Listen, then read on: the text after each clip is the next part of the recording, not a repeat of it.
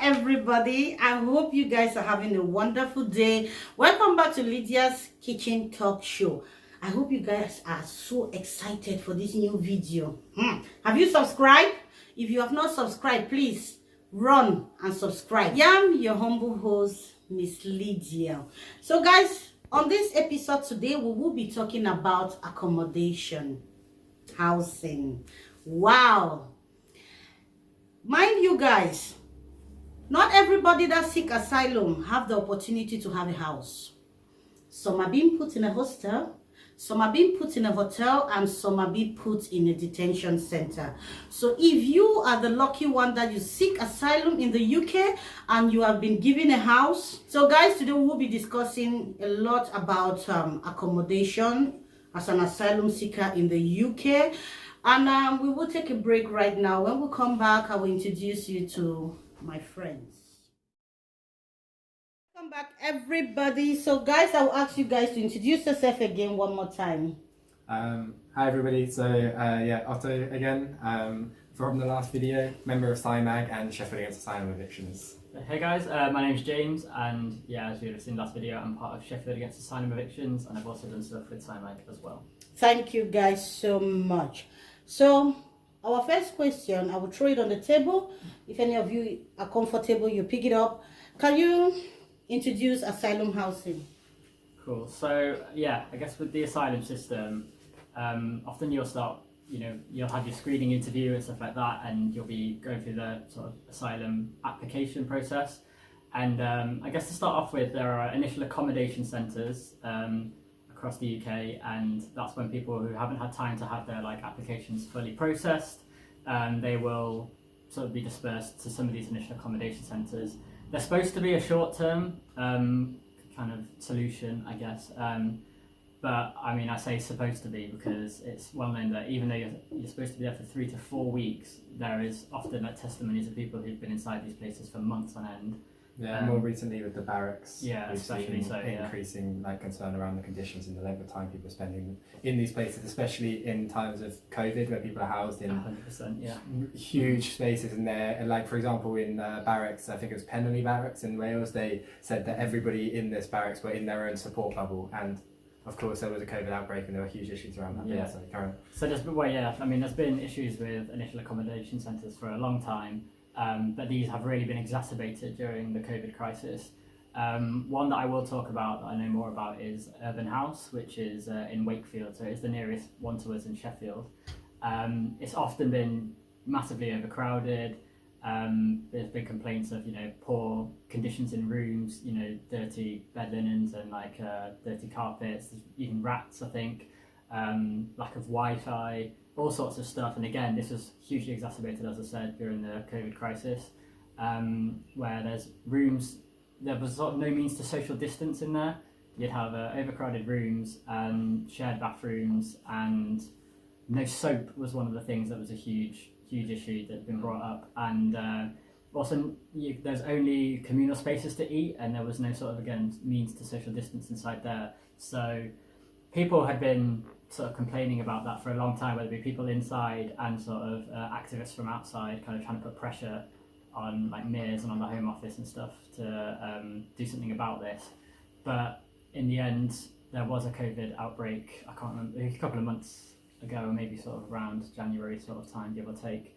And yeah, it had been coming, but there was nothing done about it because, as we know, the kind of powers that be with in the asylum system, they kind of don't care enough. But I think what's important to say is that COVID made these conditions untenable and meant that it had to change. But we oppose these conditions whether there's COVID or not. And for people living in initial accommodation centres, but also for a lot of people living in asylum housing, people are forced to share bedrooms, multiple there are a huge number of occupants placed into one place. They're forced to share kitchens. It's not clean, it's not safe, especially when people have young children, especially when there are different kind of vulnerabilities. If say someone has a disability of some kind, there is not much allowance made for that. And so COVID meant that a lot of energy was put into trying to change the situation, but we as in SciMag, Sheffield Against Asylum Evictions, and personally, we oppose these kind of conditions where people are forced to like shared eating spaces, shared living spaces. We think people should have dignity and they should have the space they need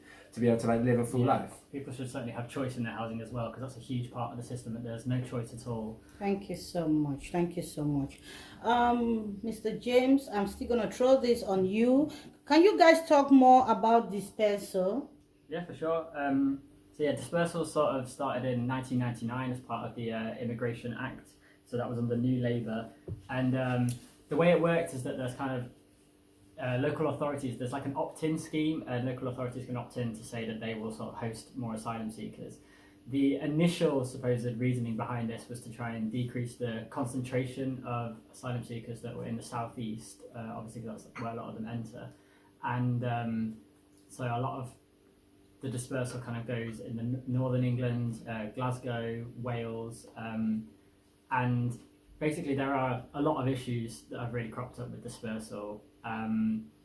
Like for example, a lot of the time asylum seekers are dispersed into areas where there's higher rates of deprivation, and a large part of that is because it's become common that wealthier councils have often not opted into this scheme.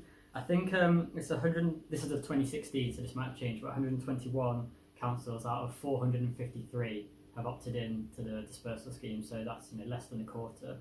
And I think also like part of the reason why these areas where people get dispersed is because the housing stock will be kind of like a bit cheaper, and like because of the fact that a lot of housing is privatised, it means that the organisations are going to those areas where they can get a cheaper rent to put people into. Yeah, and this like leads to quite significant issues where like people will be moved away from where they might have support structures and they might have networks around them, friends, family, or like people from similar diaspora, which is really important if you're coming to this country as an asylum seeker, and you want people around you who speak your language, who eat the same food as you, but often people are dispersed to areas where they don't get that. And I think one other really important thing to add is that dispersal is involuntary. If you don't accept your dispersal, you get your financial support taken away. And as we talked about in the last video, asylum seekers aren't allowed to work. And so if you can't work and you can't get financial support, then you're literally just destitute. I think it's always important, I mean, with any of the topics that we talk about, is to look at it in the context of the hostile environment.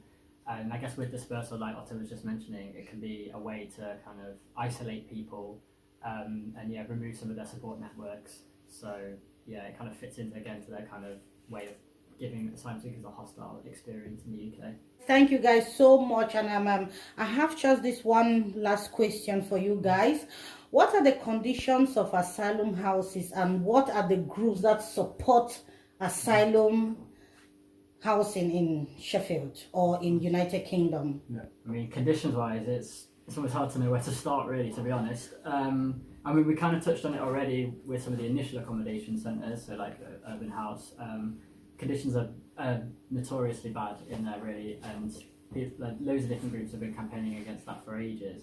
I know we covered stuff like having rats and like no Wi-Fi and often very unclean. And I think that that's a common theme, not just in initial accommodation centres, but across the housing spectrum, really, in terms of. And you hear stories of people talking about how they're forced to share bedrooms. They put curtains up in their bedrooms to try and divide it, and like these kind of things, which are just like completely unacceptable and like quite unsafe for people.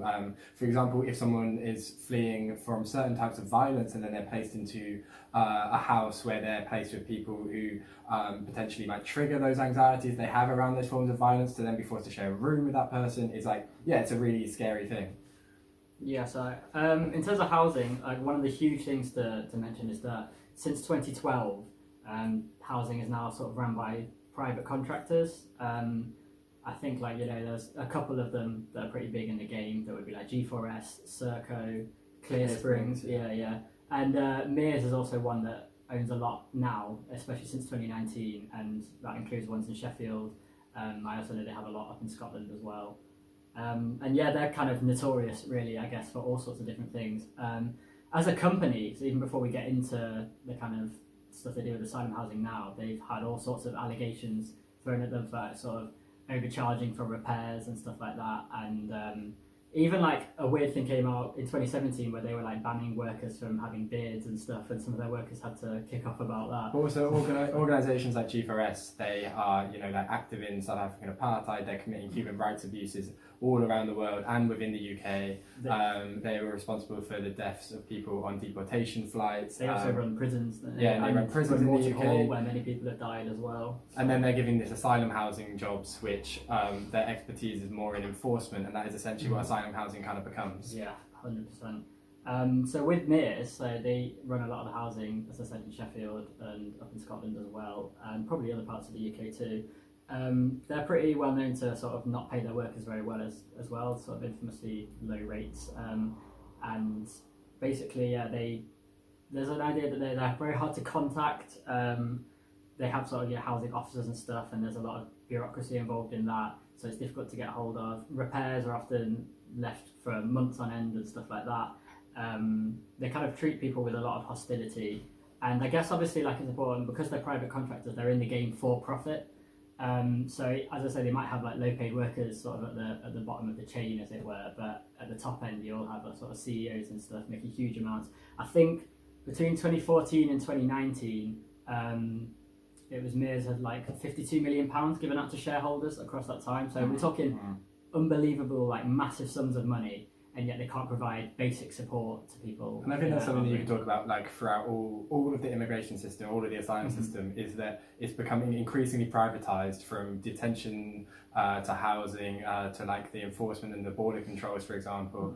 And there's huge amounts of profit to be made, and there are like whilst people are suffering, there are other people who are, you know, really benefiting from that suffering. And I think it's something that's a really abhorrent part of our society, and something that we like doesn't really get discussed enough. That there are people being put above profit. Yeah. Sorry, profit being put above people. Yeah. Not the way it should be.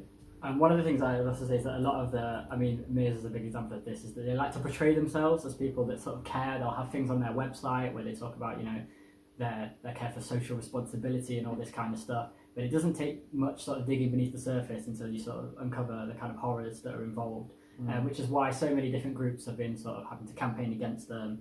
I mean, SciMag's a big example of one in Sheffield that have been working against G4S for a number of years before that changed hand to MERS, and they're still battling against MERS now, considering they seem to be just as bad, sometimes if not worse. And I think that's part because SciMag was successful in G4S losing out on the £1 billion contract for housing in South Yorkshire. And whilst that was a huge victory, we massively opposed G4S. The issues are still continuing, and it kind of really shows that like it's a very systemic issue. Well, in my opinion, it shows it's a very systemic issue. 100%. Just by removing a housing provider, the issues around housing aren't kind of defeated. I mean, in my opinion, again, it's always going to be the case if profiting is involved. You know, they're obviously going to be cutting costs and cutting corners so that they can make more money for their shareholders and the people at the top. And I think MERS got the contract on the assurance that they would cut costs by 20%. I don't know if that was just in Glasgow, but I think they were kind of, and like that is just like obviously, you know, this huge kind of claim, and just leads to people living in even worse conditions. But speaking in terms of like SciMag and the campaigning against it as well, there's also been successes across different parts of the UK as well. Glasgow had an extremely successful year in 2018 of stopping evictions. There was a thing where G4S, who owned the houses at the time, were doing these things called lock change evictions, and basically waiting for asylum seekers in their housing to sort of leave the house and go to something, and they would just change the locks on the house. And so that when people came back, they couldn't get back in, and eventually that was their way of serving an eviction. So loads of different groups got together. There's a group called like Glasgow No Evictions Network, Living Rent is like a renters union up there, and lots of other different groups came together and successfully sort of did a lot of eviction resistances, held vigils, and like kind of went around in the local community. So yeah, there has been on the positive sort of side of things a lot of success in terms of resistance against housing conditions, against evictions and stuff like that. Yeah, and then in Sheffield, alongside SciMag and the great work that they do, a lot of their work is about documenting and trying to create that change through kind of like shining a light on the awful conditions. And so then in the last year, there's been Sheffield Against Asylum Evictions, which was kind of set up, inspired by the movement in Glasgow. And that's kind of a movement looking less to kind of do this kind of campaigning change that SciMag or other groups do, but just trying to build a way for building that community resistance and just try to like protect people who are at risk from the kind of like the really blunt end of this kind of like awful asylum housing regime. It really has much Thank heart. you guys I so thought she could much. talk to me. Thank you guys so much. Hopefully we will be seeing you or inviting you guys back again some other time. Bye. We have come to the end of this beautiful show. I'm telling you guys, if you guys have not subscribed yet, what are you waiting for? See the kind of gist that we'll be bringing here, We'll keep it real. See, coming to Europe is not a biscuit. Being asylum seeker is not a crime. Being in a shared accommodation is not a crime, but it's the experience, the things that you will learn in the process that will make you who you are. Own your story. If you live in Europe and you are very interested to share your own side of the story, you want to talk about asylum or immigration life in your country, I will be putting my number down. Feel free to inbox me, feel free to text me on WhatsApp, and we will get back to you. We'll make a day for you to give your own story. Don't be shy. We are here to educate the people back home. We are here to make the world know the things that asylum seekers are going through. As I said again, being an asylum seeker is not a crime. It's not a disease. It's not a sickness. We all have a life before we become asylum seeker. There are rules and regulations in every country that govern us. So before you become the citizen of that country, you must go through some pains. Mind you, when we talk about housing, when it comes to asylum seeker, when they put you in the hostel, they will tell you that you will be there for 2 weeks. But I can assure you there's no time frame. You can be there for a year, 6 years, 4 years. They can just keep you there till they decide to take a decision on your case. So there's no time frame of claiming asylum or being in accommodation, asylum accommodation. All you can do is just to smile and pray, and hopefully they will answer you with time. I have been in detention. I have been in a hostel. I have been in a shared house. So I'm talking out of experience. When the time comes, I will share with you guys my own experience. But for now, we have to leave you guys. Do have a lovely day. I remain your humble host, Miss Lydia.